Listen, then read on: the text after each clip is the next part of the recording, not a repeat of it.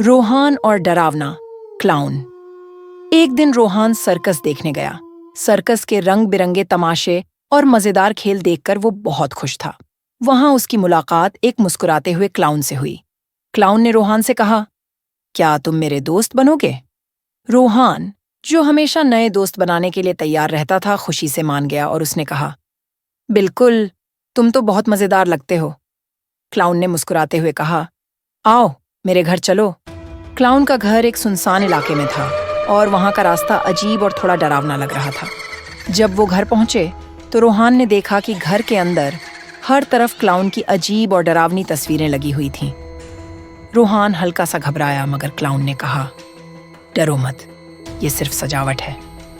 रोहान ने हिम्मत बनाई और उसके साथ अंदर चला गया। लेकिन फिर अचानक क्लाउन ने एक इंजेक्शन निकाला और रोहान को लगाने की कोशिश की। थोड़ी ही देर में रोहान के चेहरे और शरीर में अजीबोगरीब बदलाव होने लगे। उसके दांत लंबे और तेज हो गए और उसका रूप एक भयानक क्लाउन जैसा हो गया। क्लाउन के साथ मिलकर रोहान ने लोगों को डराना शुरू कर दिया। सर्कस के लोग डर के मारे इधर उधर भागने लगे, लेकिन वहां एक होशियार और बहादुर लड़का शेणु भी सर्कस देख रहा था। उसने रोहान को पहचाना और समझ गया कि कुछ गलत हो गया है।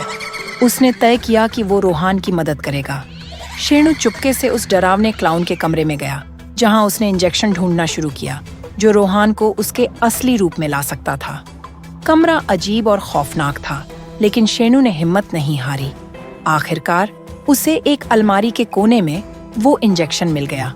वो तुरंत रोहान के पास भागा और बोला, रोहान, डरो मत, मैं तुम्हें वापस तुम्हारा असली रूप दिलाने आया हूँ।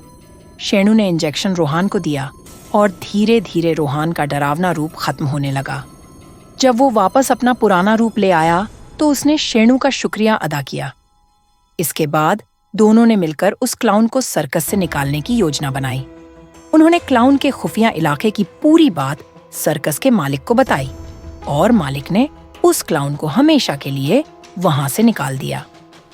रोहान और शेणु की दोस्ती उस दिन के बाद और मजबूत हो गई और उन्होंने मिलकर फैसला किया कि वो हमेशा एक दूसरे की मदद करेंगे और किसी को भी गलत काम करने से रोकेंगे।